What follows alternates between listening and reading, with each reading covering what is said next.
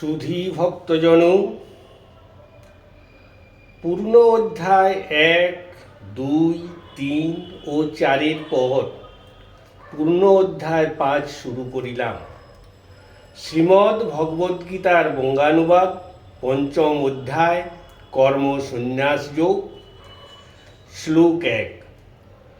অর্জুন বলিলেন, হে কৃষ্ণ, কর্মসমূহ হইতে সন্ন্যাস নিতে বলিতেছ, আবার নিষ্কাম কর্মযোগের কথা বলিতেছ। এই দুটির মধ্যে যাহা আমার পক্ষে শ্রেয় সুনিশ্চিত করিয়া বলো। শ্লোক 2। শ্রী ভগবান বলিলেন, কর্মসন্ন্যাস যোগ ও কর্মযোগ উভয়েই পরম কল্যাণকর, কিন্তু এই উভয়ের মধ্যে কর্মসন্ন্যাস যোগ অপেক্ষা কর্মযোগের বিশেষত্ব আছে। শ্লোক 3।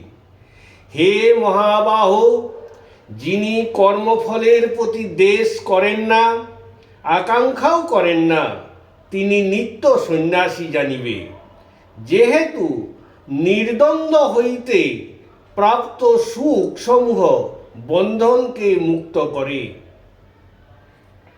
শ্লোক 4। সাংখ্য যোগ অর্থাৎ সন্ন্যাস এবং কর্মযোগকে বালকবৎ অজ্ঞগণ পৃথক বলিয়া থাকে, কিন্তু পণ্ডিতগণ তাহা বলেন না, যেহেতু এদের মধ্যে যে কোনো একটি উত্তম রূপে আচরণকারী ব্যক্তি সেই উভয়েরই ফল লাভ করেন। শ্লোক 5।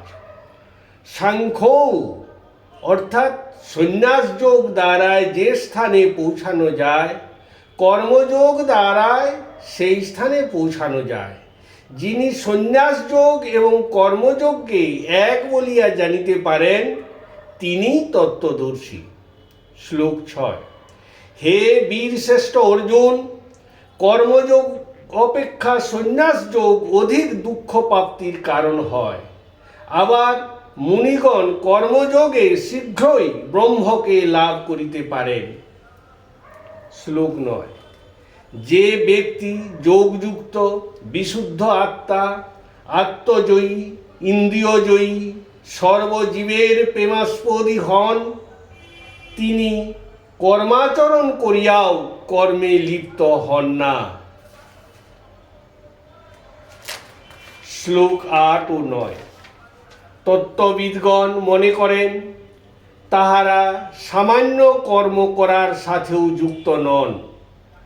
দর্শন, শ্রবণ, স্পর্শ, ঘ্রাণ গ্রহণ, ভোজন, গমন, স্বপন, নিঃশ্বাস গ্রহণ, কথন, রেচন, ত্যাগ, গ্রহণ, উন্মীলন তথা নিমীলন প্রভৃতি কার্য ইন্দ্রিয়গণের নিমিত্তে কর্মে লিপ্ত আছে, ইহাই তাদের ধারণা।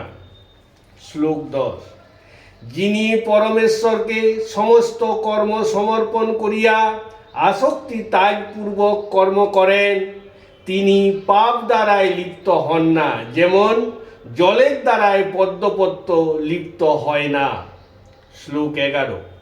যোগীগণ আত্মশুদ্ধির নিমিত্ত কর্মফলের আসক্তি পরিত্যাগপূর্বক শরীর, মন, বুদ্ধি দ্বারায় এবং শুদ্ধ ইন্দ্রিয় দ্বারায় কর্ম করিয়া থাকেন। শ্লোক 12। নিষ্কাম কর্মযোগী কর্মফলাসক্তি পরিত্যাগপূর্বক কর্ম করায় নিষ্ঠার সহিত শান্তি লাভ করেন, কিন্তু সকাম কর্মী ফল কামনাপূর্বক কর্মে পবিত্র হওয়াতে কর্মফলে আসক্ত হইয়া কর্মবন্ধনে আবদ্ধ হন। শ্লোক 13। সর্বকর্ম মন থেকে ত্যাগ করিলে ইন্দ্রিয় সকল সহজে বশীভূত হয়।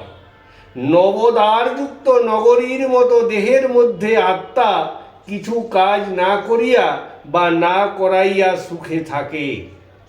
শ্লোক 14। প্রভু পরমেশ্বর জীবগণের জন্য কর্তৃত্বও সৃষ্টি করেন না বা কর্মও সৃষ্টি করেন না, তথা কর্মফলের সংযোগও সৃষ্টি করেন না। ইহা জীবের স্বভাবজনিত কারণে সৃষ্ট হয়। শ্লোক 15। বিভু অর্থাৎ পূর্ণকাম পরমেশ্বর কখনো কারো পাপ গ্রহণ করেন না কিংবা পুণ্যও গ্রহণ করেন না। জীবের প্রাকৃতিক জ্ঞান অজ্ঞানের আবরণ দ্বারা আচ্ছাদিত হইয়া মোহিত হইয়া থাকে। শ্লোক 16। যে জীবের আত্মজ্ঞানের দ্বারাই অজ্ঞান নাশ হইয়াছে, সেই সকল জীবের সেই জ্ঞান সূর্যের মতো পরমাত্মাকে প্রকাশ করে। শ্লোক 17। জ্ঞান দ্বারাই পূর্বে যাদের কলুষ নষ্ট হইয়াছে, তাহারা পরমেশ্বর মনন করিয়া পরমেশ্বরের ধ্যানে রত হইয়া পরমেশ্বরের একনিষ্ঠ হইয়া পরমেশ্বর পরায়ণ হন। তাদের আর পুনরায় জন্ম নিতে হয় না। শ্লোক 18। বিদ্যা বিনয়যুক্ত হয়, তাই পণ্ডিতরা ব্রাহ্মণ, গাভী, হস্তি, কুকুর এবং চণ্ডাল সকলকে সমান চোখে দেখেন। শ্লোক 19। যাহাদের মন সাম্যে অবস্থিত, তাহারা ইহলোকেই স্বর্গলাভ করিয়াছেন।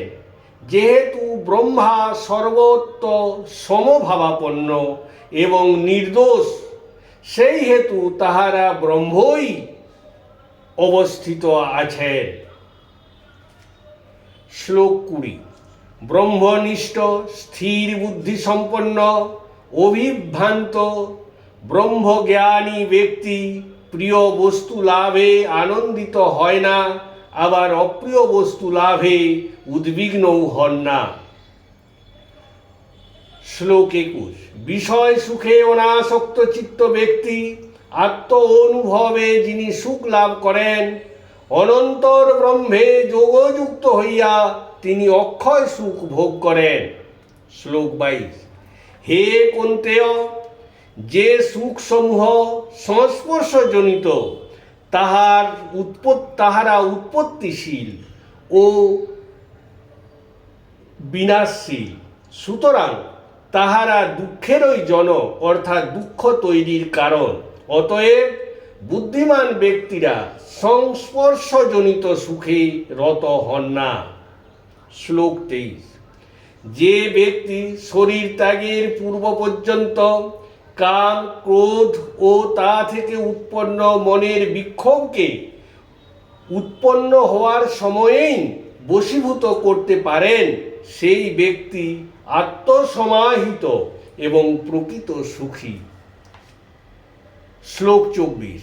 যিনি অন্তরাত্মাতেই সুখী, অন্তরাত্মাতেই রত থাকেন এবং অন্তরাত্মাতেই দৃষ্ট বিশিষ্ট হন, সেই নিষ্কাম কর্মযোগী ব্রহ্মভূতে ব্রহ্ম নির্মাণ লাভ করেন।